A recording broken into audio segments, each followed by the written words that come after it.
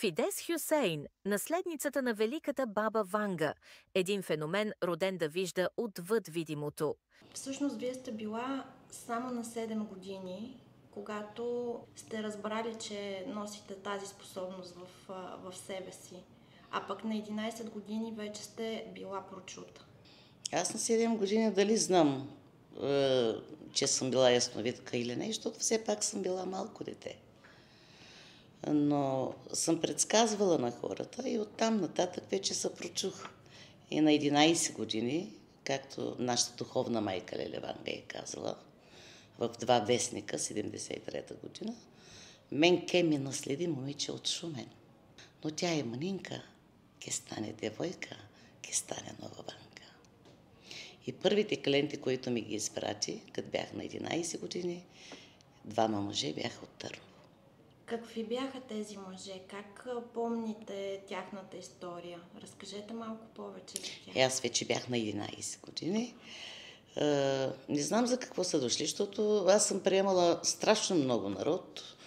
Но даже не забравям, когато идваха много журналисти, имам страшно много телевизионни изяви. Охраняваха ме военна полиция, криминална полиция, защото съм работила и със служби. Така, имах въоръжена охрана, който се казваше Стоян. Имах двама украинци и един чеченец, защото там беше лудница. Споменахте вашата майка, а пък баща ви по това време национален шампион по борба. Родителите ви, разкажете малко повече за баща ви. Всички знаят, че баща ми все пак е палестинец. Така, той е национален шампион, Мехмед Пехливанов, любимеца на Тодор Живков, първата охрана на Тодор Живков и човека, който казал "Арната прави борбата". Нали имаме една така поговорка българска, звучи: "На вълкът дебел му е врата, защото сам си върши работа". И понеже ако питате кой е едно агне наведнъж, ще кажат Пехливанов. И баща ми се обърнала и казал: "Май на вълка му е дебел врата, защото сам си яде агнето". Сме 4 деца, но сме разпръснати всичките.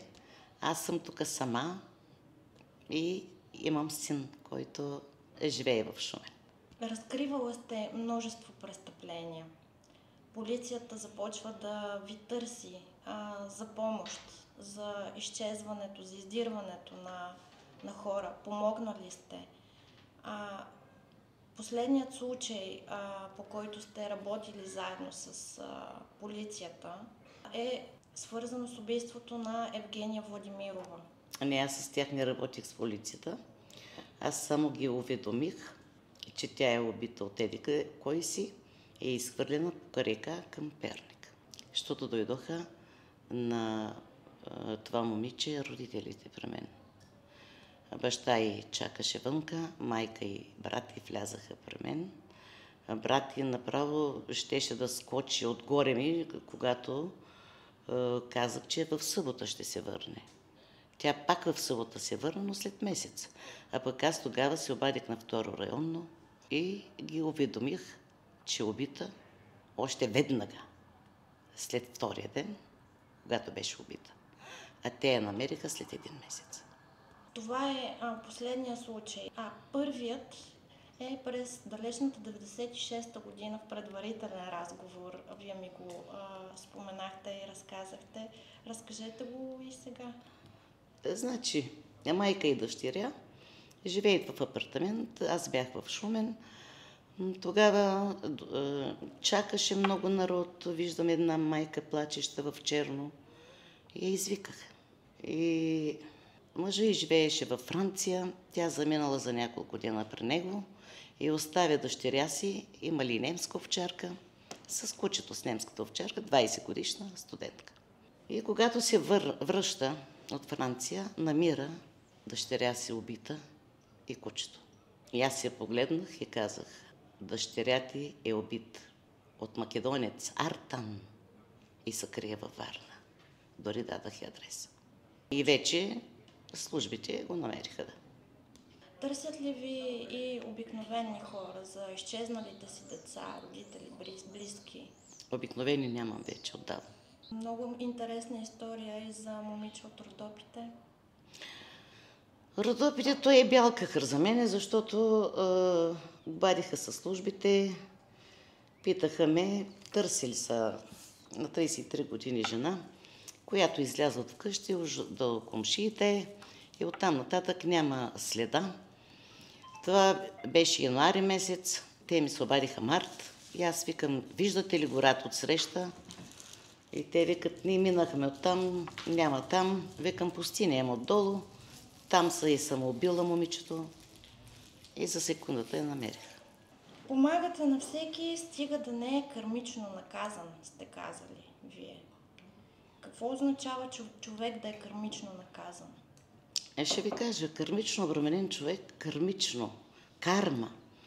Всеки човек си има карма, всеки, нали, но не е обременен. Значи кърмично обременен означава, връщаме се назад седмо коляно, ако е направено от родата му или злом, мърсотия на някого, това се предава по кръв през поколение. И вече страдат, дето се раждат болни деца, не им върви в живота. За там лек няма. Там трябва астролози, нумеролози, не ясновид.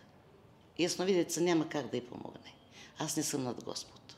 Това е наказание от Бог. Ние можем, защото съдбата на човека, кармата и съдбата няма никаква връзка. Кармата е обречена от Бог. А съдбата на човека се мени всеки ден, всеки час, всяка минута, всяка секунда.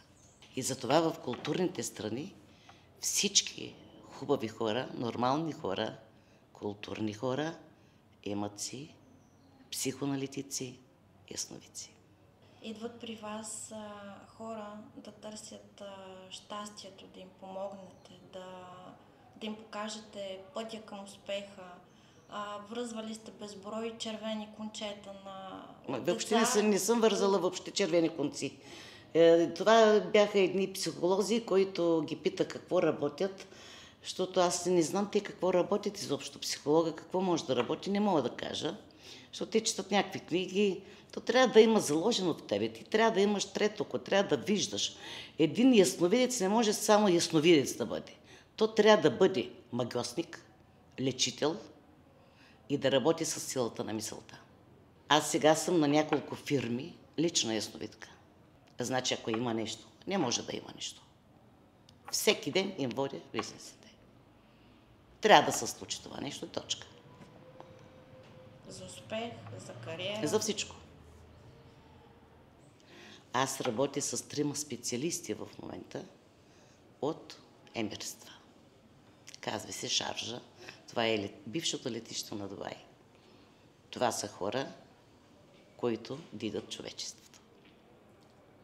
Аз съм един водач, проводник и преценител. Трябва много да внимавам дали има обременена карма или няма.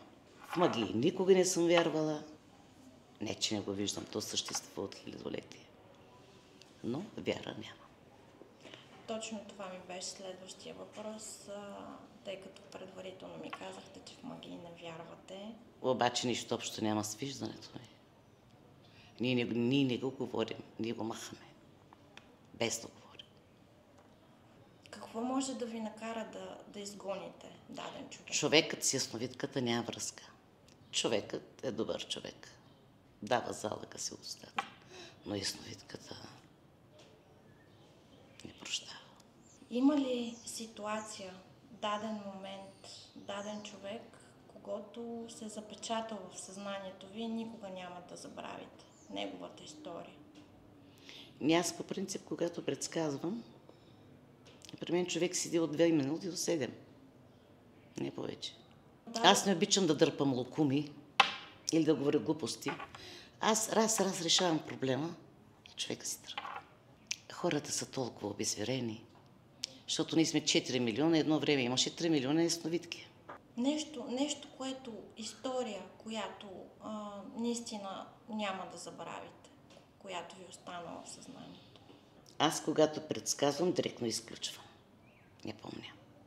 Ако бях запечатвала по 80-100 човека на ден, Това всички бяха тежки случаи, криминал. Сега тук е, в момента, спешно отделение, бърза помощ. Никой не идва от любов, никой не идва от хубаво, никой не идва от нищо. Всеки има, когато има много тежък проблем. Също така сте помогнали на много жени с проблеми с зачеване, желанието им да имат дете. Разбира се, да. И едно време почнах да ги кръстя на Кристиян. Половина България, ако се казва Кристиян, това са от мен. Който е забременял, Кристиян се казва от мен. Сега почнах да ги кръстя на Ангел. Даже имам българка Фидес, която се казва. Кръстена на вас. Да, на мен.